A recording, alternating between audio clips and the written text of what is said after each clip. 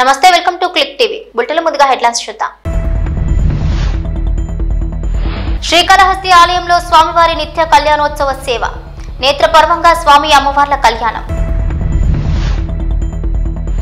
రాష్ట్రానికి తక్కువ ఖర్చుతో విద్యుత్ కొనుగోలు ఒప్పందం చేసుకుని సంపద సృష్టించింది ఒక్క వైఎస్ఆర్సీపీని మాజీ ముఖ్యమంత్రి వైఎస్ జగన్. కొత్తకొండ వీరభద్రస్వామిని దర్శించుకున్న మంత్రి పొన్నం. ఆలయానికి 10 లక్షల రూపాయలతో మెట్ల మార్గానికి శంకుస్థాపన. కొమరంభీం జిల్లా కాకస్ నగర్ మహిళపై చిరుత దాడి, మహిళ మృతి. శ్రీకాళహస్తీశ్వర ఆలయంలో కార్తీక మాసంలో నిత్య కళ్యాణోత్సవ సేవ శుక్రవారం నేత్రపర్వంగా నిర్వహించారు. ఆర్జిత సేవ భక్తులు స్వామివారిపై అత్యంత భక్తి శ్రద్ధలతో కళ్యాణోత్సవ సేవలో పాల్గొని పూజలు జరుపుకున్నారు. శ్రీకాళహస్తీశ్వర ఆలయం కార్తీక మాసంలో నిత్య కళ్యాణోత్సవం సేవ భక్తులు అధిక మంది పాల్గొన్నారు. ఇక గిరిజ శంకర్ల కళ్యాణోత్సవం చేస్తే తమ దాంపత్య జీవితాలు మంగళకరంగా సాగుతాయని, ముత్తైదువుల సౌభాగ్యం కలకాలం ఉంటుందని ఆశిస్తూ కళ్యాణోత్సవ సేవ నిర్వహిస్తారు. ఈ మేరకు శ్రీకాళహస్తి ఆలయంలో శుక్రవారం నిర్వహించిన కార్తీక మాసంలో నిత్య కళ్యాణ ఉత్సవం శాస్త్రోక్తంగా చేపట్టారు. స్వామి అమ్మవార్ల ఉత్సవమూర్తులను కొలువు తీర్చి కలశ స్థాపన పూజలు జరిపి సాంప్రదాయ పద్ధతిలో కళ్యాణోత్సవ పూజలు జరిపారు. అనంతరం స్వామి అమ్మవార్ల కళ్యాణాన్ని నేత్రపర్వంగా నిర్వహించారు. భక్తులు ఉమాశంకర్ల కళ్యాణాన్ని తిలకించి ఆధ్యాత్మిక ఆనందంతో పరవశిస్తూ భక్తి ప్రభక్తులతో ప్రణమిల్లారు. ఈ కార్యక్రమంలో వేద పండితులు, Ardhagiri Swami, temple superintendent Nagabhushanam Yadav, temple inspector Hari Yadav, ఆలయ అధికారులు పాల్గొన్నారు.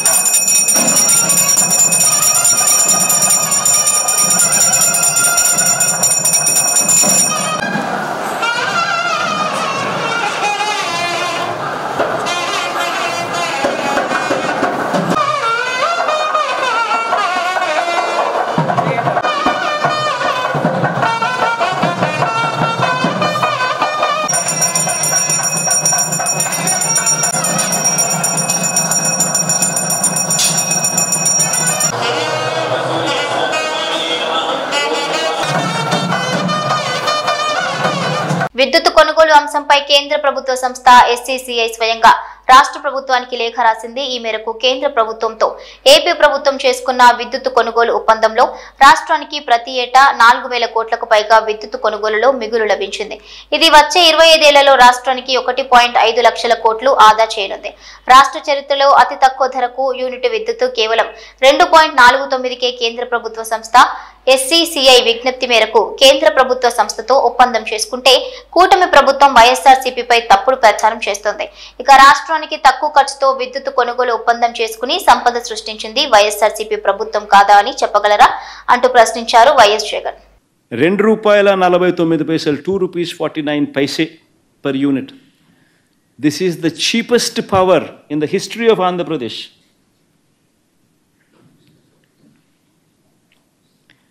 హిస్టరీ ఆఫ్ ఆంధ్రప్రదేశ్లో ఇది చీపెస్ట్ పవర్.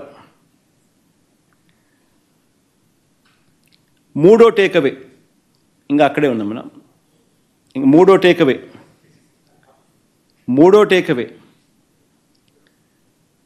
టేకవే ఏమిటంటే ఈ ప్రాజెక్టుకు మాత్రమే inter state transmission charges waiver అంటే ఉండవు అనే కేంద్ర ప్రభుత్వం యాజ్ ఎ స్పెషల్ ఇన్సెంటివ్ కేంద్ర ప్రభుత్వం రాష్ట్ర ప్రభుత్వానికి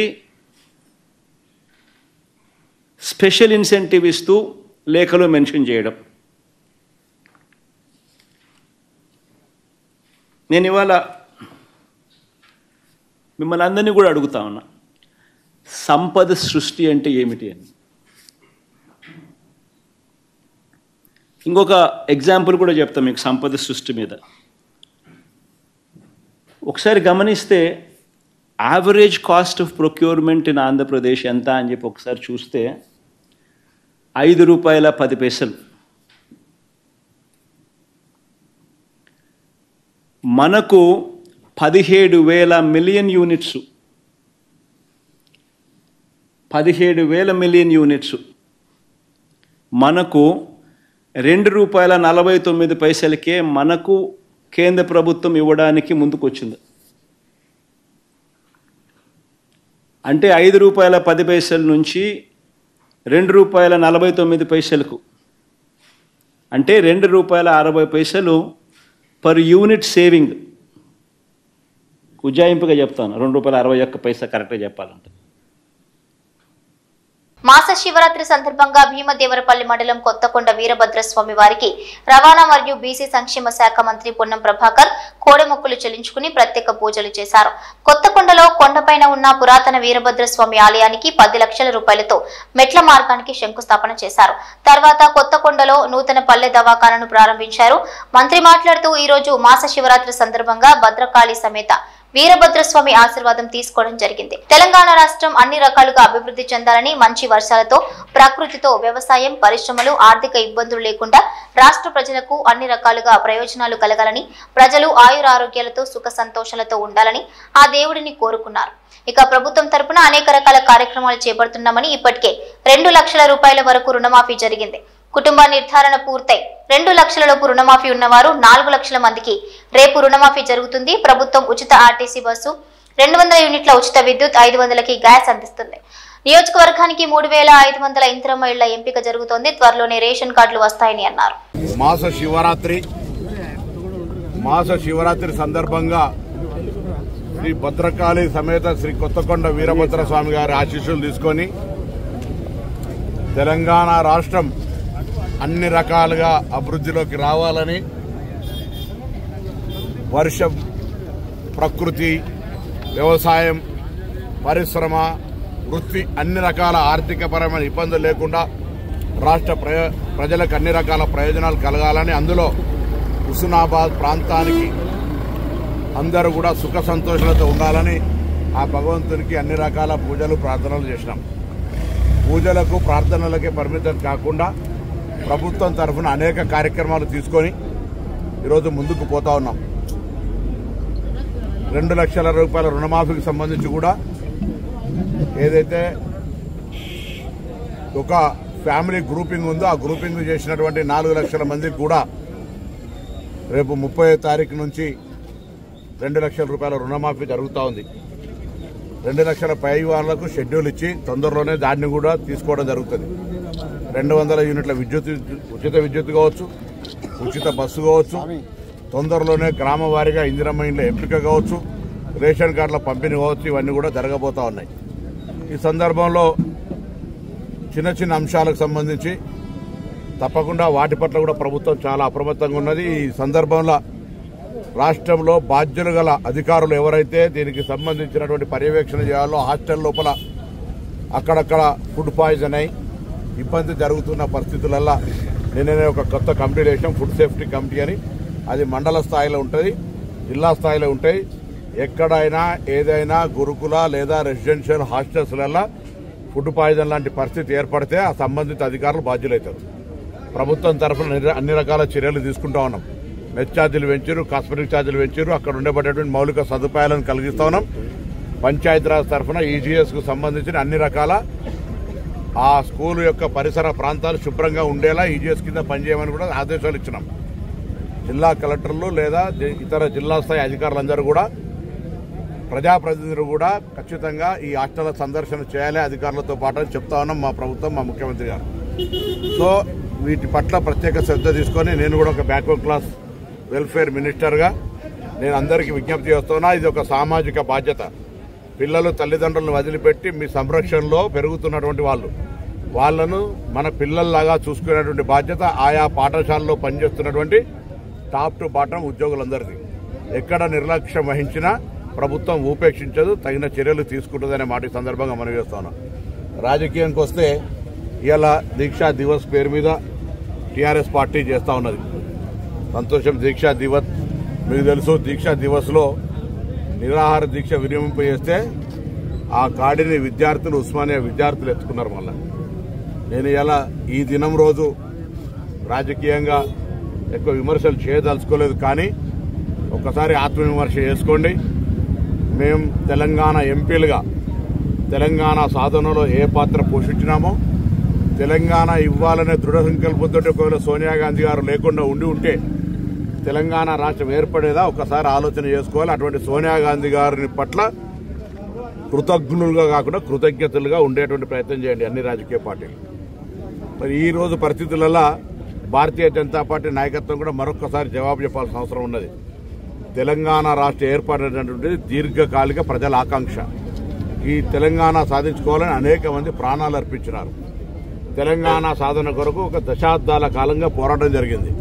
అటువంటి తెలంగాణ ప్రజాస్వామికంగా సోనియా గాంధీ గారి నిర్ణయం మేరకు ఆనాడున్నటువంటి అందరూ కూడా పార్టీలు కలిసి పార్లమెంట్లో బిల్ పాస్ చేసుకుంటే తల్లిని చంపి బిడ్డనెత్తికే పేర్లని, తెలంగాణ దేశ విద్రోహులుగా వ్యవహరించారని, తలుపుడే తెచ్చుకున్నారని మాట్లాడుతుంటే చీము నెత్తురు తెలంగాణ రక్తమున ఏ బీజేపీ నాయకుడు ఎందుకు మాట్లాడతలేరని అడుగుతా ఉన్నాం. ఇవాళ అది తప్పు. తెలంగాణ ప్రజల ఆకాంక్ష అని చెప్పలేకపోతున్నారు ఎందుకని అడుగుతా ఉన్నాం. తెలంగాణకు బడ్జెట్ నిధులు ఇవ్వకపోతే కేంద్రం తరఫున ఎందుకు అడగలేకపోతా ఉన్నారు? మన ప్రధానమంత్రితో సమావేశమైన ఎంపీలు మీకు బాధ్యత లేదా అని అడుగుతా ఉన్నాం. తెలంగాణ మొత్తంలో వరదలలో ఇబ్బంది పడి 1000 కోట్లు 10,000 కోట్ల నష్ట ప్రతిపాదనలు ఇస్తే ముష్టి 400 కోట్లు ఇస్తే మీకు కనీసం బుద్ధి జ్ఞానం కలుగుతలేదా అని అడుగుతా ఉన్నాం. ఇటువంటి పరిస్థితులలో తెలంగాణ ప్రయోజనాల కొరకు, తెలంగాణ ప్రజాస్వామిక పరిపాలన కొరకు 1 సంవత్సరం పూర్తి చేసుకున్న సందర్భంలో అనేక రకాల ఉత్సవాలు జరుగుతూ ఉన్నాయి. తప్పకుండా మిగతా అన్ని కార్యక్రమాలు కూడా చేస్తామనే విశ్వాసాన్ని ఇస్తా ఉన్నాం. ఆర్థిక పరమైన పరిస్థితి మీకు తెలిసి రాష్ట్రంలో 7.5 లక్షల కోట్ల అప్పు చేసినటువంటి పరిస్థితుల్లో కూడా ఎటువంటి ఏ ఇబ్బంది లేకుండా 1వ తారీఖు జీతాలు ఇచ్చే కార్యక్రమం పెట్టుకోను. అన్ని రకాల కార్యక్రమాలను ఎక్కడ ఇబ్బందులు కూడా కొనసాగిస్తాను. తప్పకుండా భవిష్యత్తులో ఇంకా మరింతగా ప్రజలకు అన్ని రకాలుగా సేవలు అందించే విధంగా, అందుబాటులో ఉండే విధంగా ఈ ప్రజాపాలన ప్రభుత్వం కొనసాగుతుంది. కాగజ్ నగర్ మండలం ఈస్గాం ఏరియా సమీపంలో ఓ మహిళపై పులి దాడి చేసింది. పత్తి చేనులో పనిచేస్తున్న మహిళపై దాడి చేసింది. ఇక మహిళకు తీవ్ర గాయాలు కావడంతో ఆమెను ఆసుపత్రికి తరలించారు. ఆసుపత్రిలో చికిత్స పొందుతూ ఆమె మరణించింది. మృతురాలు కాగజ్ నగర్ మండలం గన్నారంకు చెందిన మోర్లి లక్ష్మీబాయిగా గుర్తించారు. దీంతో కాగజ్ నగర్ అటవీ శాఖ గేట్ ఎదుట గంట పాటు ఆందోళన చేశారు. అటవీ అధికారులు రాకపోవడంతో అటవీ శాఖ కార్యాలయంలోకి మృతదేహాన్ని తీసుకుని వెళ్లారు బీజేపీ నాయకులు మరియు మృతురాలి కుటుంబ సభ్యులు. మండలంలోని గన్నారం గ్రామంలో మరి ఏదే మోర్లి లక్ష్మి పత్తి చేనులో పత్తి ఏరే నిమిత్తమై వెళ్ళినప్పుడు అకస్మాత్తుగా పెద్దపులి దాడి చేసి మరి మరణానికి కారణమైంది. మరి వారి కుటుంబానికి మేము ప్రగాఢ సానుభూతి తెలియజేస్తూ మరి మా నాయకులు కోనప్ప గారు వచ్చిన తర్వాత ప్రభుత్వ అధికారులు పెద్ద మంత్రి దృష్టికి తీసుకెళ్లి వారికి నష్టపరిహారం కానివ్వండి ఏ విధంగానైనా వాళ్ళ కుటుంబాన్ని అన్ని రకాలుగా ఆదుకుంటామని చెప్పి మరి రెండవది ఇందులో ఫారెస్ట్ అధికారుల నిర్లక్ష్యం కూడా కనబడతా ఉంది. మా యొక్క ప్రభుత్వంలో ఫారెస్ట్ అధికారంలో టైగర్ ట్రాకర్లను, వాచర్లను, బీట్ అధికారులను, సెక్షన్ అధికారులు అంటూ ఒక పెద్ద వ్యవస్థే ఉంది. వారు సరైనటువంటి ఉద్యోగ నిర్వర్తించి ఉంటే ఈ యొక్క కారణం జరగకపోయేదని చెప్పేసి మా యొక్క ప్రాథమిక అంచనాగా మేము భావిస్తూ మరి రానున్న రోజుల్లో మరి వీటి పట్ల ప్రజలను అప్రమత్తం చేయాలని అటవీ అధికారులను కూడా డిమాండ్ చేస్తూ వారి కుటుంబాన్ని అన్ని విధాలుగా ఆదుకుంటామని చెప్పేసి మనం చేస్తాం. బెయిల్ మీద విడుదలైన సంతోషంలో జైలు గేటు ముందే డాన్స్ వేశాడు ఓ ఖైదీ. ప్రస్తుతం ఈ వీడియో సోషల్ మీడియాలో వైరల్ అవుతోంది. మీరు ఓ లుక్ వేయండి.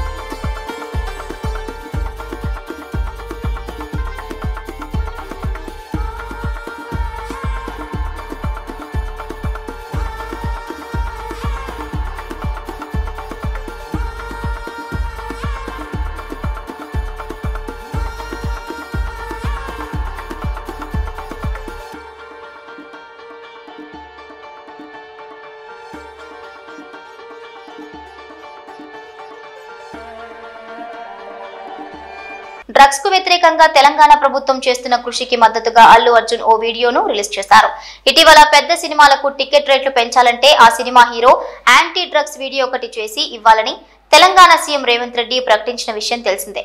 ఈ నేపథ్యంలో డ్రగ్స్ కు వ్యతిరేకంగా తెలంగాణ ప్రభుత్వం చేస్తున్న కృషికి అల్లు అర్జున్ మద్దతు తెలిపారు. డ్రగ్స్ తీసుకుంటే తెలంగాణ ప్రభుత్వ టోల్ ఫ్రీ నంబర్ 1908 కు ఫోన్ చేయాలని సూచించారు.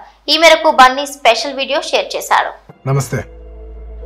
మీకు తెలిసిన వాళ్ళు ఎవరైనా డ్రగ్స్ తీసుకుంటూ ఉంటే Telangana anti narcotics bureau toll free number 1908 కి ఫోన్ చేయండి. వాళ్ళు వెంటనే డ్రగ్ అడిక్ట్స్ ని రీహాబ్ సెంటర్ తీసుకెళ్లి వాళ్ళ మామూలు మనుషులు అయ్యేంత దాకా జాగ్రత్తలు తీసుకుంటారు. ఇక్కడ గవర్నమెంట్ ఉద్దేశం వాళ్ళని పనిష్ చేయడం కాదు, వాళ్ళకి హెల్ప్ చేయడం. నెంబర్ గుర్తుంది కదా, 1908. Let's help the victims for a better society. మంత్రి కొండా సురేఖకు నాంపల్లి కోర్టు సమన్లు జారీ చేసింది. అక్కినేని నాగార్జున వేసిన పరువు నష్టం పిటిషన్ పరిశీలించిన కోర్టు సురేఖకు సమన్లు జారీ చేసింది. 356 బిఎన్ఎస్ యాక్ట్ కింద కేసు నమోదు చేసిన నాంపల్లి ప్రజాప్రతినిధుల కోర్టు డిసెంబర్ 12న వ్యక్తిగతంగా హాజరు కావాలని కోర్టు ఆదేశించింది. నెల్లూరు జిల్లా పెంచలకోన వద్ద చిరుత సంచరిస్తూ కొందరి భక్తుల కంటపడింది. కోన అటవీ శాఖ అతిథి గృహం వద్ద చిరుత సంచారం చేస్తుండగా వారి కంటపడింది. గెస్ట్ హౌస్ సమీపంలోని బైపాస్ రోడ్డుపై ఉన్న చిరుతను వీడియో తీశారు భక్తులు. ఇక కార్ హార్న్ కొట్టడంతో అడవుల్లోకి పారిపోయింది చిరుతపులి.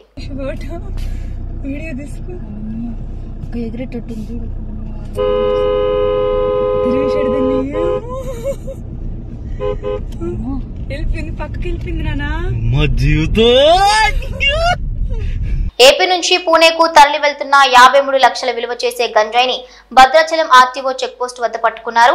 ఆంధ్రప్రదేశ్ డొంకరాయి నుంచి మహారాష్ట్రలోని పూణేకు 210 కేజీల గంజాయిని కారులో తరలిస్తూ ఉండగా భద్రాచలం ఆర్టీఓ చెక్పోస్ట్ వద్ద Bhadrachalam excise police station CI Rahim Unnisa Begum మరియు సిబ్బంది కలిసి పట్టుకున్నారు. పట్టుకున్న 210 కేజీల గంజాయి విలువ 53 లక్షలు ఉంటుందని అంచనా. ఇక గంజాయితో పాటు 5 లక్షల విలువ చేసే కారు, 2 సెల్ ఫోన్లను స్వాధీనం చేసుకున్నారు. గంజాయిని పట్టుకున్న భద్రాచలం ఎక్సైజ్ పోలీసులను సిఐ రహీం ఉనిసా బేగం, ఎస్ఐ సిబ్బందిని excise enforcement director VB Kamal Haasan Reddy, joint commissioner Qureshi, assistant commissioner G Ganesh అభినందించారు.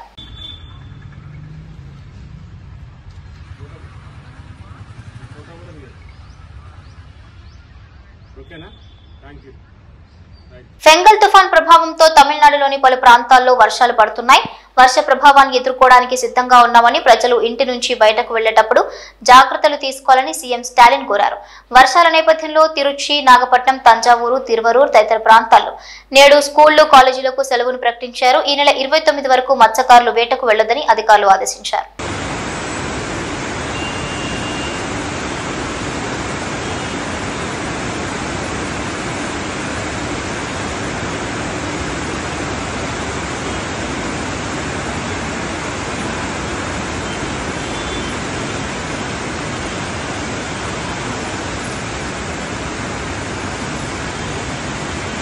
తిరుపతి జిల్లా టాలీవుడ్ స్టార్ హీరోయిన్ కీర్తి సురేష్ ఈ రోజు ఉదయం తిరుమల శ్రీ వెంకటేశ్వర స్వామి వారిని దర్శించుకున్నారు. కుటుంబ సభ్యులతో కలిసి స్వామివారి సేవలో పాల్గొన్నారు. ఇక ఈ సందర్భంగా కీర్తి సురేష్ తన పెళ్లిపై వస్తున్న వార్తల గురించి మీడియా ప్రశ్నించగా తిరుపతిలో తన పెళ్లిపై మరోసారి క్లారిటీ ఇచ్చింది కీర్తి. తన పెళ్లి ఎప్పుడు ఎక్కడో వివరించింది. అయితే ఈ సందర్భంగా కీర్తి సురేష్ మాట్లాడుతూ త్వరలోనే పెళ్లి చేసుకోబోతున్నట్లుగా తెలిపారు. గోవాలో వచ్చే నెల తన వివాహం జరగనుందని చెప్పుకొచ్చింది. ఇక పెళ్లి దగ్గర పడుతుండటంతో శ్రీవారి దర్శనం కోసం తిరుమలకు వచ్చినట్లుగా తెలిపారు. డిసెంబర్ 11, 12 తేదీల్లో తమ వివాహం జరగనుందని స్వయంగా తెలిపారు కీర్తి సురేష్. అలాగే నెక్స్ట్ తను చేసిన బేబీ జాన్ సినిమా రాబోతోందని తెలిపింది.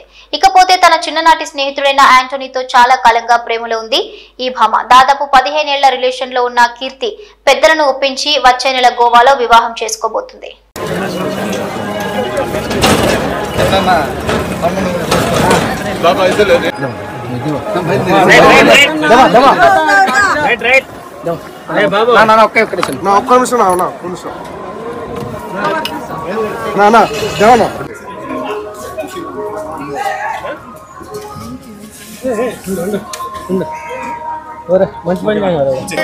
బేబీ జాన్ అని నా హిందీ ప్రాజెక్ట్ వస్తుంది అండ్ నెక్స్ట్ మంత్ నా పెళ్ళి ఉంది, దానికోసం వచ్చాను.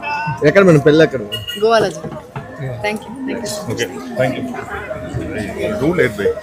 కాకినాడ పోటీ నుంచి రేషన్ బియ్యం అక్రమ రవాణా జరుగుతుండటంపై డిప్యూటీ సీఎం పవన్ కళ్యాణ్ ఆగ్రహం వ్యక్తం చేశారు. ఇలాంటి ఘటనలను పట్టించుకోవాలి కదా అంటూ స్థానిక ఎమ్మెల్యే వనమాడి వెంకటేశ్వరరావు పోర్టు అధికారులపై మండిపడ్డారు. ఇటీవల 640 టన్నుల బియ్యాన్ని పట్టుకున్న ప్రాంతానికి నౌకలు వెళ్లారు. ఈ పోర్టు నుంచి గత పాలనలో మొదలైన అక్రమ రవాణా ఇప్పటికీ కొనసాగుతోంది. జవాబుదారీతనం లేదు అని పవన్ కళ్యాణ్ ట్వీట్ చేశారు.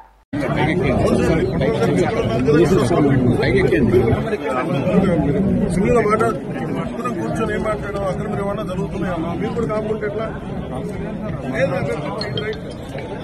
మన పొలిటికల్ లీడర్స్ బాధ్యత గవర్నమెంట్ రిప్రజెంటేటివ్స్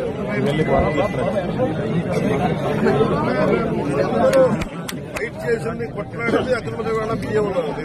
మరి అందరూ కూర్చొని మనం చూస్తూ ఉంటాం.